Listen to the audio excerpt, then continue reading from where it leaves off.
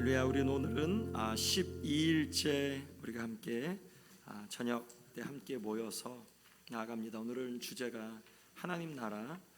저희들이 잘 아는 그런 주제이기도 하고, 또 우리가 일면은 잘 알기도 하는 것 같은데, 사실은 또 주제 자체가 굉장히 쉬운 주제 같아도 굉장히 어려운 주제이기도 합니다.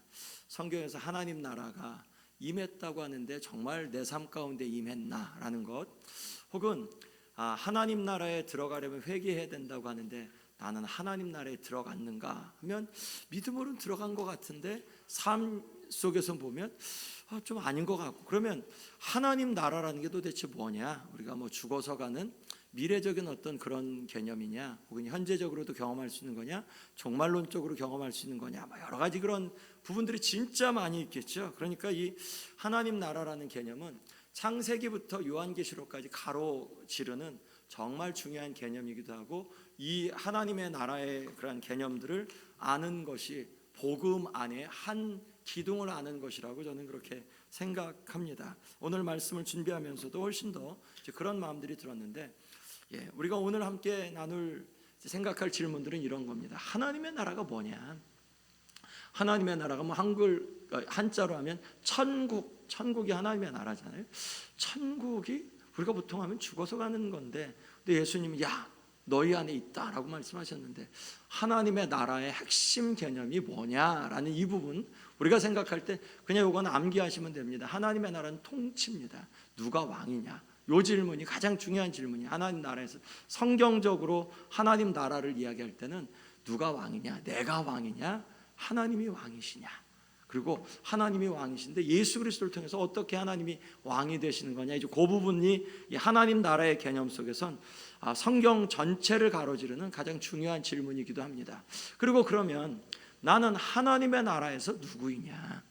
어떤 대접을 받고 나는 어떤 임무를 띠고 있고 나는 어떤 사람이냐? 하나님의 나라에서. 그게 우리에게 현실적인 질문이잖아요.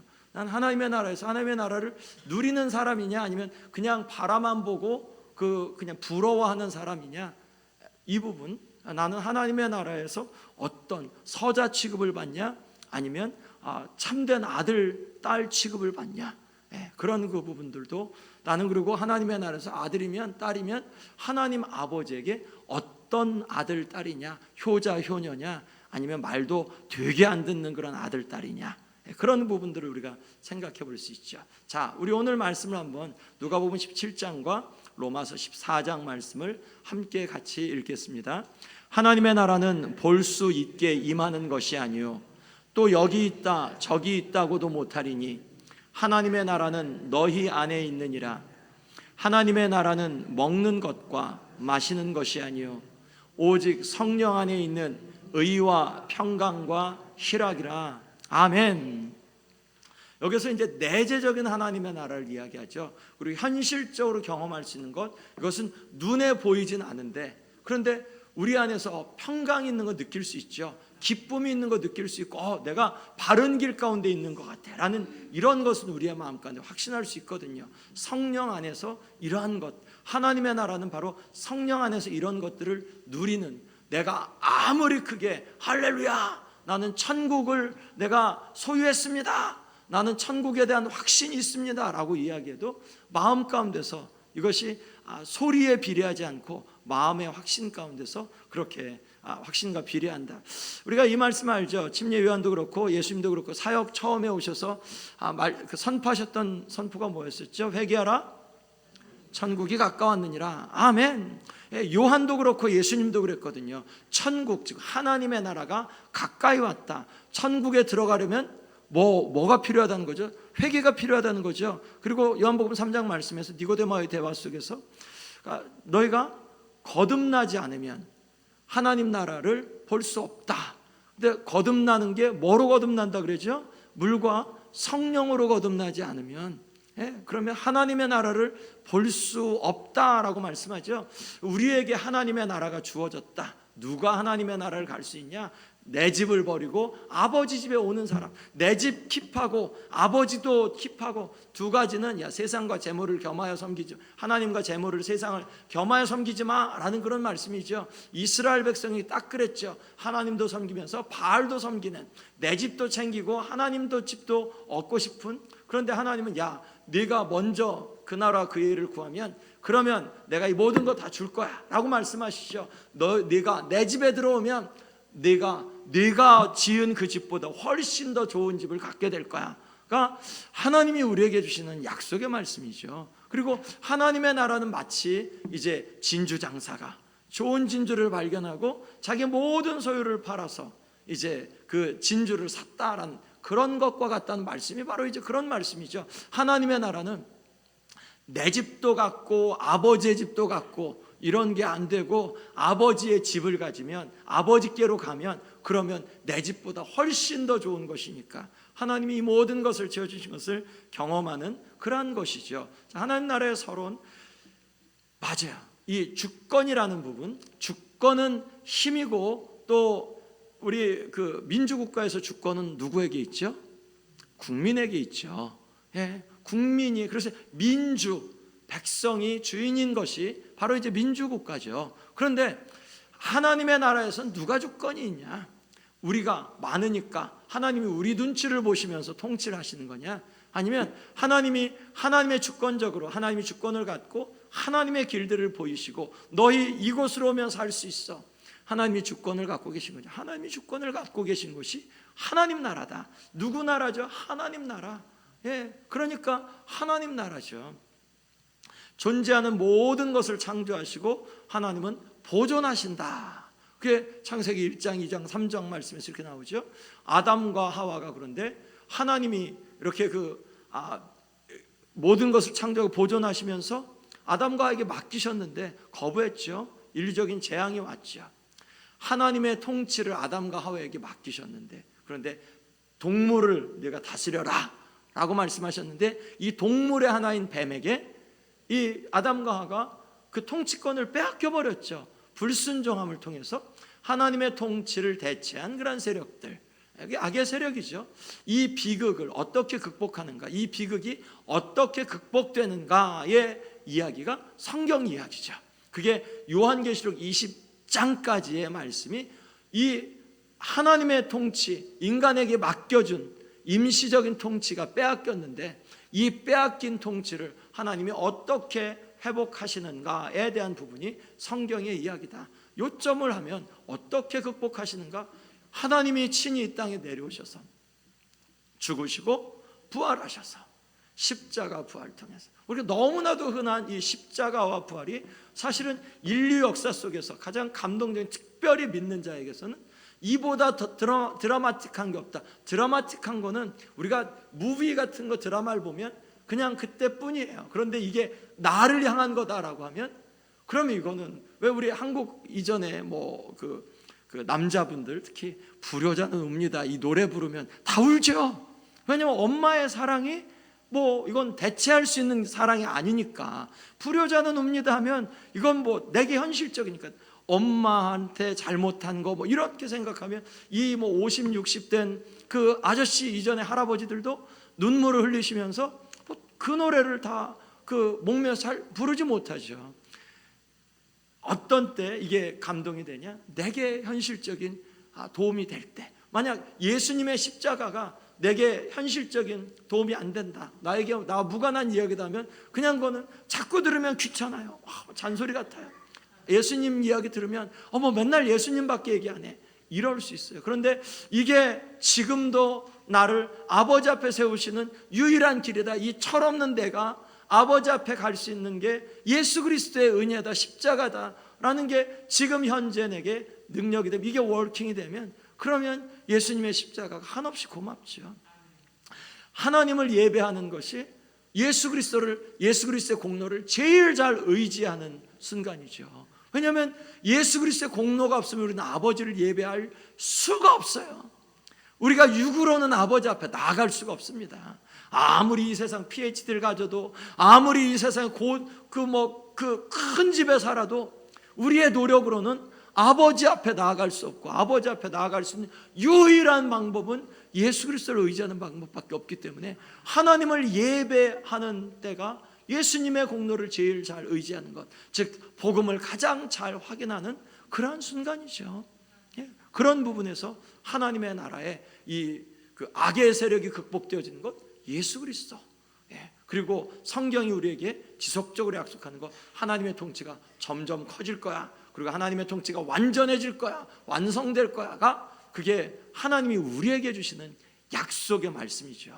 우리가 그래서 오늘을 살면서도 이 세상을 보면 하나님 왜 이렇게 믿는 자들이 점점 힘이 없어지고 나도 힘이 없어지고 하나님 이거 5년 뒤 10년 뒤 어떻게 하죠? 우리가 한국 사람들 맨날 그런 염려하잖아요. 죽겠다, 이거 뭐 힘들어 죽겠다. 30년 전에도 제가 어렸을 때도 이거 힘들다 어른들 얘기하고 맨날 뉴스에서도 힘들다. 20년 전, 10년 전, 1년 전, 한 달 전, 어저께, 오늘도 뉴스에서 이거 앞으로 어떻게 될지 우리 대책을 세워야 된다. 매일 그 얘기하죠. 사실은 형편은 그때보다 훨씬 나아졌는데도. 자, 그런 것들 우리가 세상을 바라보면서 임의적으로 자의적으로 해석하면 소망이 없는데, 그런데 하나님의 통치는 점점 확대될 거다. 하나님의 통치가 거부당했죠. 창조의 절정은 인간에게 권한을 부여한 건데, 그래서 모든 피조물들에게 지배권을 행사하라, 다스려라. 그리고 땅의 모든 것들, 모든 생물들, 모든 것들을 내가 네게 주니까 다스려라, 그렇게 말씀하시고, 그리고 땅에 충만하고 그 생육하고 번성하여 땅에 충만하라. 하나님께서 인간에게 그런 멋있는 왕의 권세를 주시고 제사장의 권세를 주셨죠. 하나님의 형상으로 대리자로 세우신 거고 임무를 맡기신 거, 사명으로 맡기신 거죠. 동물을 다스려라.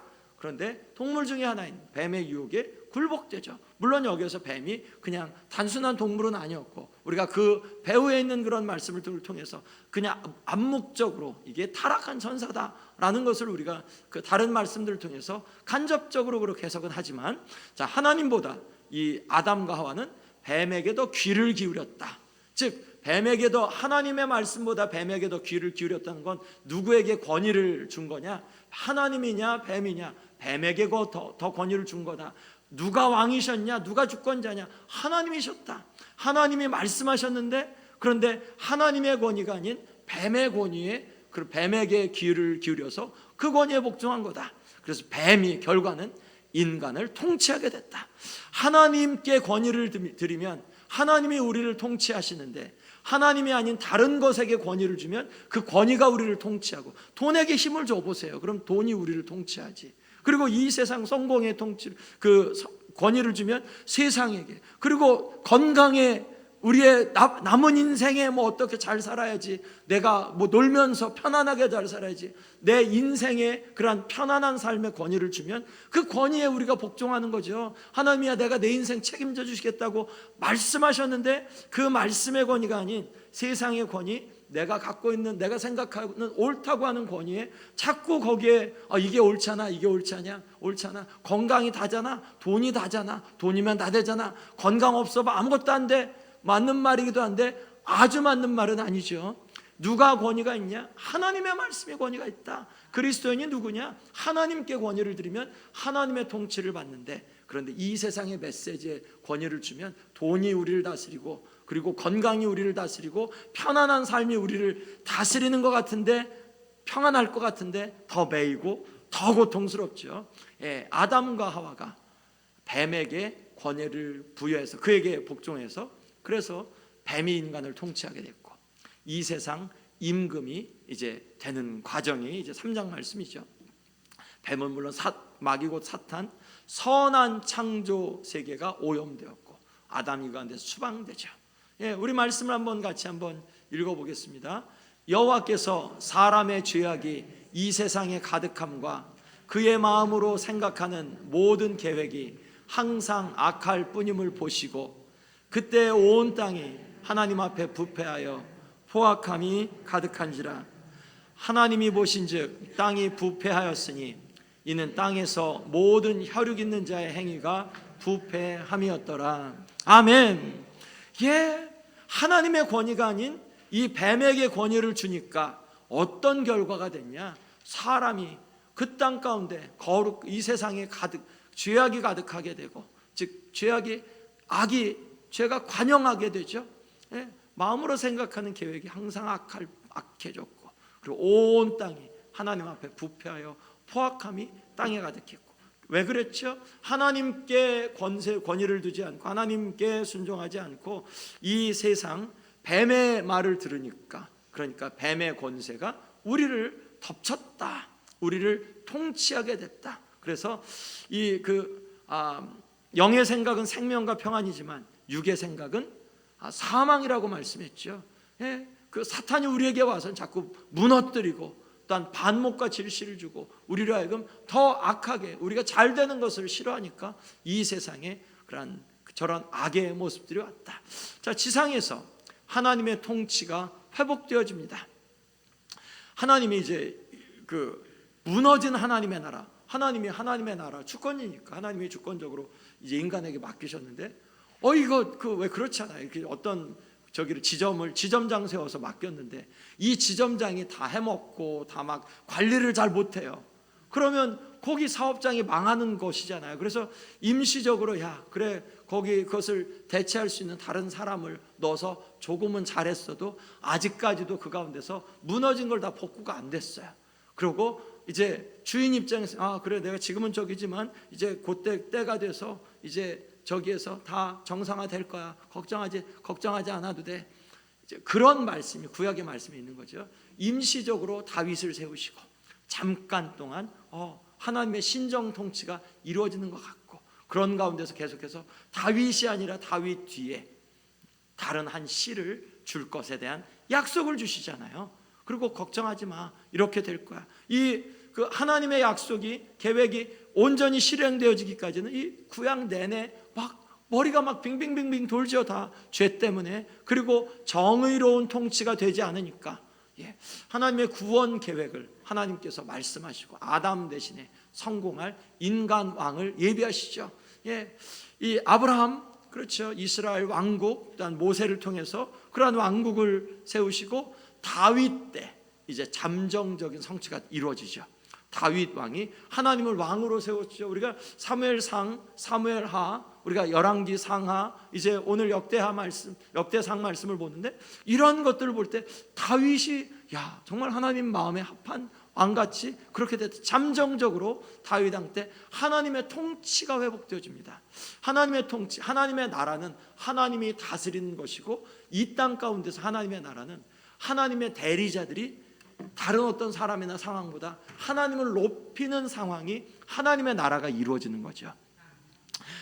하나님을 우리보다, 다른 사람보다 나보다 높은 자리에 모시는 그런 사람이, 그 자리가 하나님의 나라가 이루어지는 거죠. 그런 부분에서 다윗 왕 때 참정적으로 성취가 됩니다. 그리고 솔로몬 성전을 지으면서 하나님이 내가 여기 있겠다라고 그렇게 선포하셨죠. 그런데 그 이후로 신실하지 않은 다윗의 계승자들, 그렇죠, 결과는 포로로 이제 잡혀가고, 그렇지만 그런 가운데서도 계속되는 소망의 말씀들을 선지자들을 통해서 계속 주시죠. 이제 한 씨가, 거룩한 씨가 올 거다. 그리고 그때 메시아, 기름 부음 받은 메시아가 올 거다라는 그러한 그 약속의 말씀들, 소망의 말씀들을 지속적으로 주시고, 예수님이 이 땅에 오셔서 예수님이 십자가 위에서 다 이루시고 그것들을 하나님의 통치를 회복하시며, 그렇지만 예수님이 이제 사탄의 머리를 치셨지만 아직까지 예수님이 다시 오실 때까지는 온전한 완성이 이루어지지 않는 것, 그것이 지금 저와 여러분들이 처한 그런 상황이죠. 자, 우리 시편 72편 말씀을 한번 같이 함께 읽겠습니다. 그의 이름이 영구하며 그의 이름이 해와 같이 장구하리로다.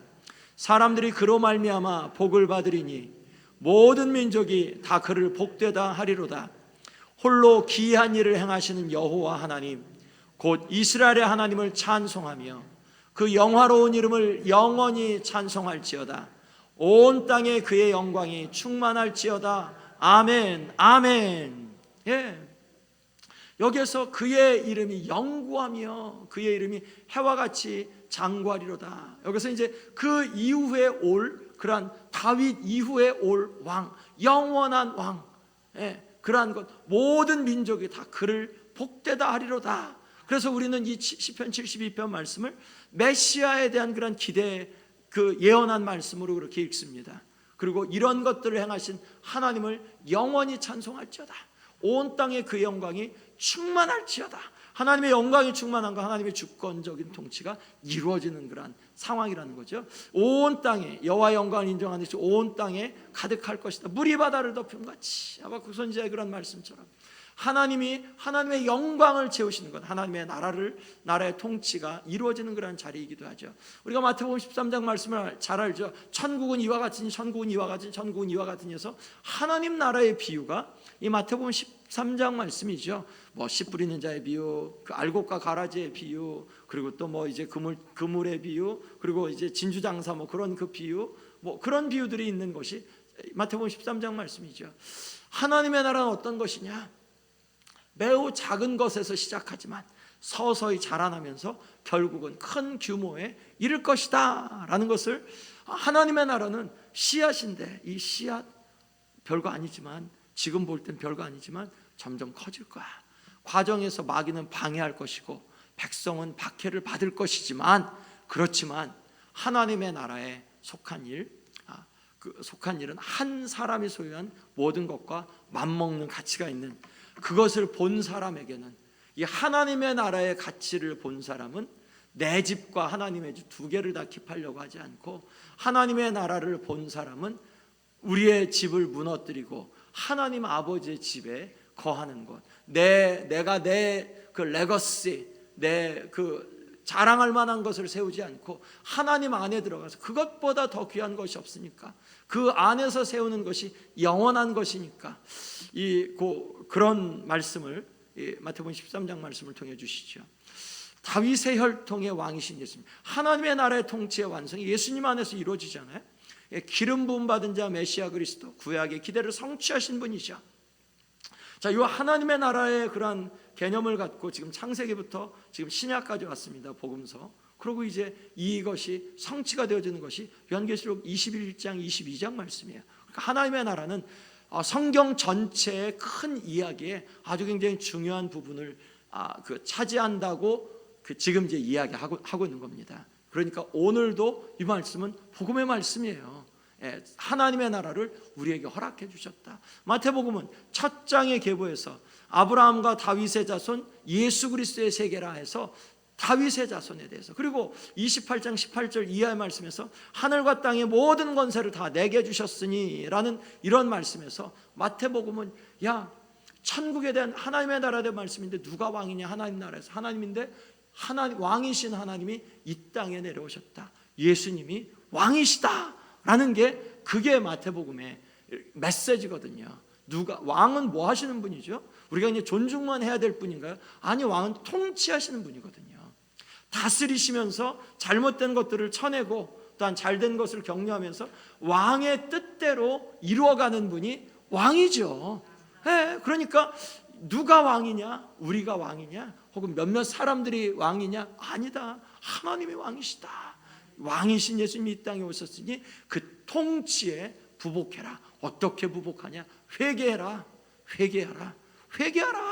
우리는 회개하지 않으면 결코 예수님을 왕으로 섬길 수 없습니다. 왜냐하면 우리는 자꾸 우리가 왕 자리에 자꾸 올라가니까, 자꾸 판단, 재판 누가 하죠? 우리가 하려고 하죠. 그거 내가 왕이 되는 그런 자리죠.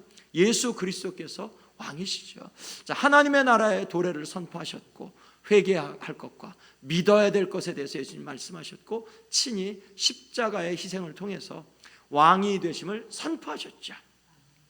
예수님이 왕이심을, 역설적이죠. 왕은 죽지 말아야 되고 왕은 영광을 얻어야 되는데, 이 세상 왕은 승리해야지 영광을 얻는데, 그 승리가 힘으로 승리해야 되는데, 예수님은 이 물리적인 힘이 아니라 영적인 힘으로 승리하셨다. 예수님이 영적인 그런 이 힘으로 승리하셔서, 이 십자가의 죽음으로 승리하셔서 진노의 자녀였던 우리들을 구원해 주셨다. 왜 예수님이 십자가에서 이런 죽음으로 승리를 하셨어야 되냐?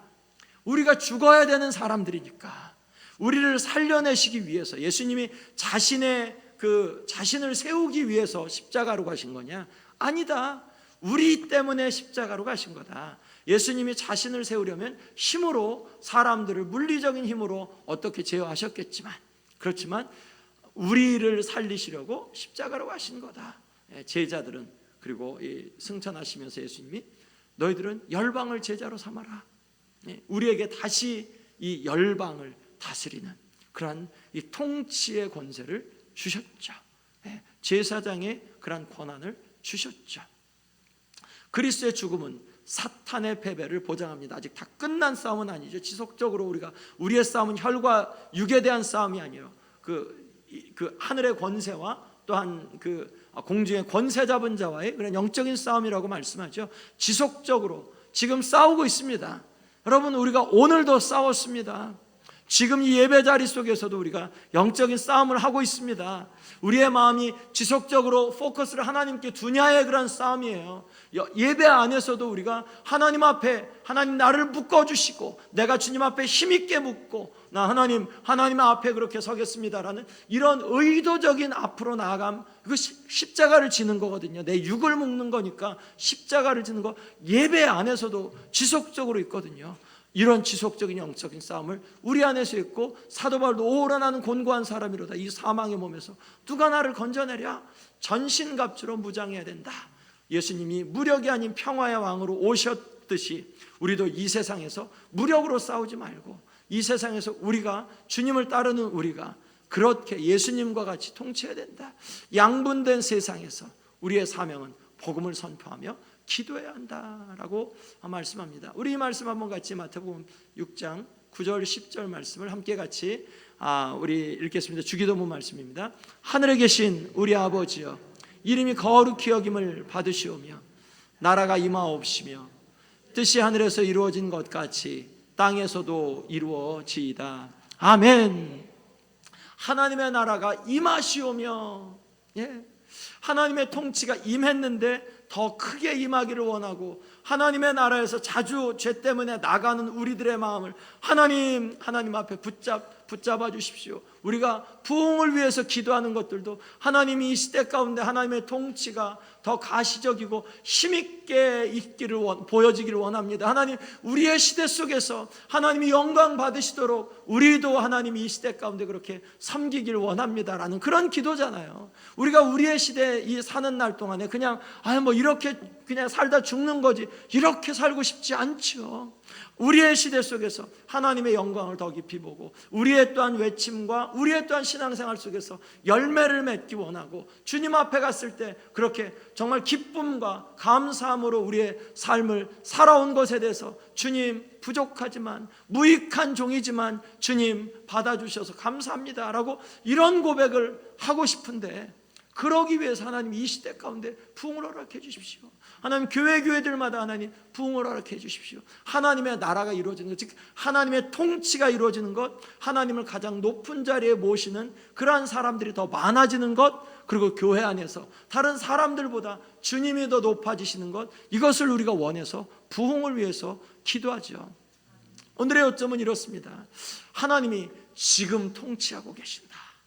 그리고 그 통치하신 하나님이 우리의 왕이시다. 하나님의 나라의 핵심은 통치니까. 근데 통치인데 그냥 옆집 아저씨, 옆집의 통치면 우리가 상관없죠. 그런데 우리의 지금 현재 살고 있는 곳에 통치자가 누구냐? 하나님이시다. 그 하나님이 나를 어떻게 생각하시다? 나를 사랑하시고 내가 그 통치자의 집에 있는 걸 정말 고대하시고 열망하신다. 그리고 왜 그러시냐? 우리에게 하나님의 대리자의 이런 영광의 직무를 맡겨주시려고, 저와 여러분들에게, 믿는 자에게 하나님의 대리자로 또한 하나님의 영광의 직무를 맡겨주신 줄로 믿습니다. 이게 성경의 진술이에요. 이게 우리의 소망이 아니라 성경이 우리에게 해주신 거예요. 그러니까 우리가 창세기부터 지금 요한계시록 말씀까지 하나님의 나라로 지금 전체 한 이야기를 지금 꿰는 거예요. 이게 성서신학에서 이야기하는 그 여러 주제들 갖고, 성경이 무슨 얘기냐? 예수 그리스도의 얘기다. 왜 예수 그리스도의 얘기냐? 이런 가운데서 하나님이 어떻게 회복시키는지에 대한 이야기가 창세기 3장부터 요한계시록 20장까지의 말씀이다. 그러니 그것이 이 부분에서 우리가 어떻게 성경을 봐야 되는지 그 눈을 주는 거니까 우리가 하나님의 말씀, 어떤 말씀을 보든지 간에 구속의 이야기, 예수 그리스도를 통해서 바라보는 게 그게 성경을 잘 읽는 거다라는 이제 말씀을 주는 거고요. 간단하게 역대상을 봅니다. 역대상을 보면 사무엘 하에 대한 주석, 뭐야 이게 뭐 진짜 그래? 이제 이런 생각을 하죠. 왜 그러냐면 역대상의 이야기가 읽어보셨듯이 족보 이야기가 많이 나오고요. 그 레위인들, 특별히 유대인들에 대한 그러한 그 집중이 있고요. 그리고 주로 다윗이 이제 왕이 됐을 때부터 왕이 끝날 때까지에 대한 이야기가 역대상이거든요. 그럼 사무엘하 말씀하고 겹치는 거거든요. 사무엘하도 이제 다윗이 왕이 된 때부터 다윗이 인구조사하면서 왕을 마칠 때까지 이제 뭐 열왕기상 1장은 이제 솔로몬에게 왕위를 내주는 거니까 사무엘하는 다윗에 대한 이야기거든요. 다윗의 치세. 이 역대상과 같은 시대예요. 그런데 관점이 달라요. 사무엘하는 그렇게 그 다윗의 실수나 여러 가지 것들도 많고 그냥 그런 적인데, 역대상은 뭐 다윗의 어떤 실수나 그런 것보다도 지금 포로로 잡혀갔다 이제 돌아오는 이러한 사람들에게, 야 우리가 하나님의 백성으로서의 정체성을 가져야 된다.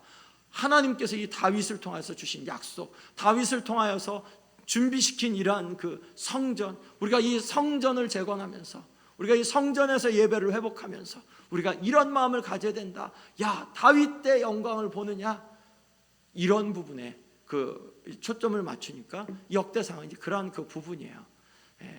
그냥 하나만 제가 이렇게 써놨는데, 다윗의 찬양대 책임자가 헤만, 아삽, 에단인데, 헤만은 사무엘의 손자예요. 굉장히 사무엘의 손자들이 이렇게 그 다윗 때 많이 중용됐고, 그리고 성전 안에서 그렇게 쓰였던 것을 봅니다. 뭐 아삽 같은 경우는 이제 시편 같은 데서도 많이 나오죠. 뭐 여러 그런 저기들이 나옵니다. 자, 역대상의 상징들을 보면 족보가 나옵니다. 거의 뭐 10여 장 정도의 앞부분, 역대상 읽으면서 지루하시죠. 야 이거 큰일 났다, 역대상 이거 앞부분 되게 지루한데, 뭐 여러 저기들이 나오는데 특별히 유다 지파에 초점을 맞춰주고요. 제사장과 레위인들 또한 성전과 관련된 그러한 이야기들이, 그런 족보들, 계보들이 무척 많이 나옵니다.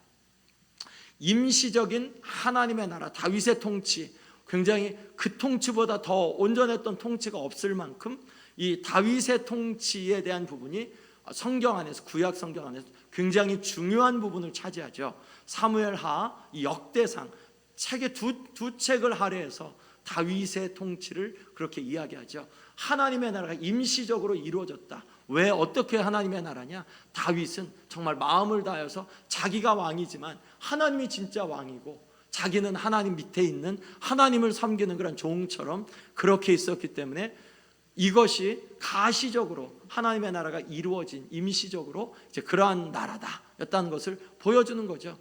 이 임시적인 하나님의 나라면 승리가 있어야 되죠. 다윗 때 승리가 있었고요. 그리고 의가 있어야 되잖아요. 공의가 이루어졌고요. 평화가 있어야지, 하나님의 나라는 평화인데 평화가 있었고요. 그리고 하나님의 나라의 광대함들, 조직이 굉장히 세분화됐고요. 성전이 이제 지을 거에 대한 그런 기대감들, 하나님의 임재가 충만했고요.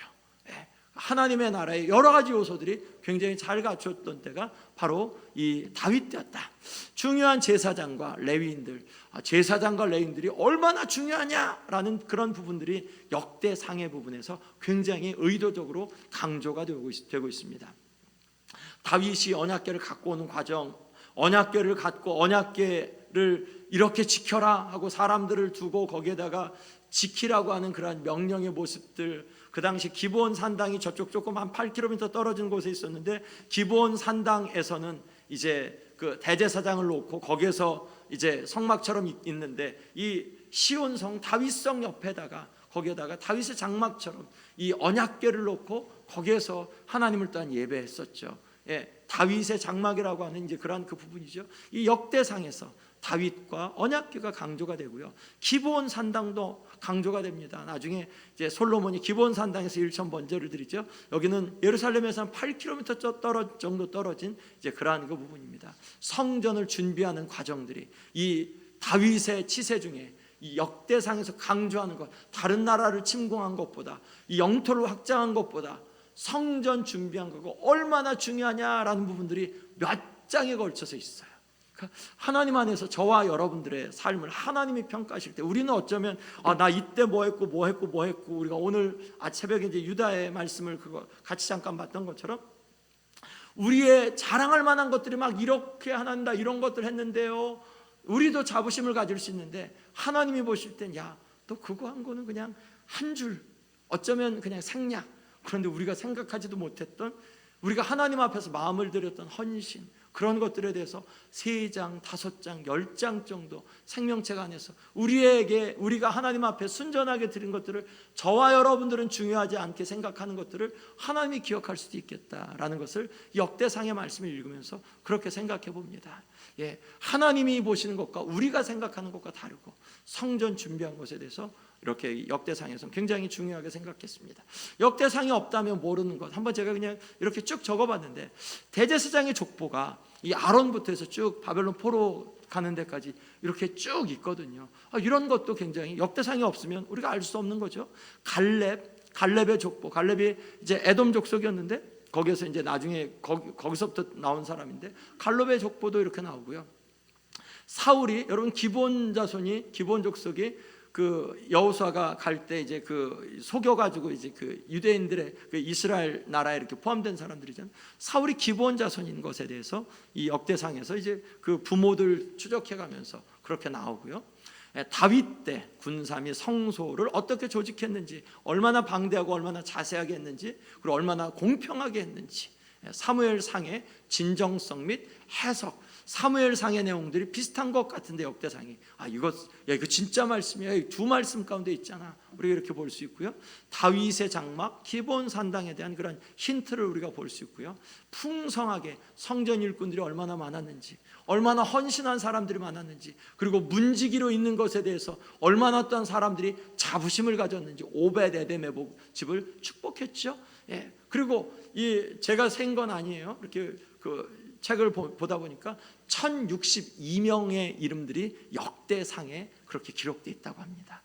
이 1000명이 넘는 사람이 이 한 책에 기록되어 있으니 사실은 뭐 우리가 봐도 하나도 모르겠죠. 몇 명 모르겠죠.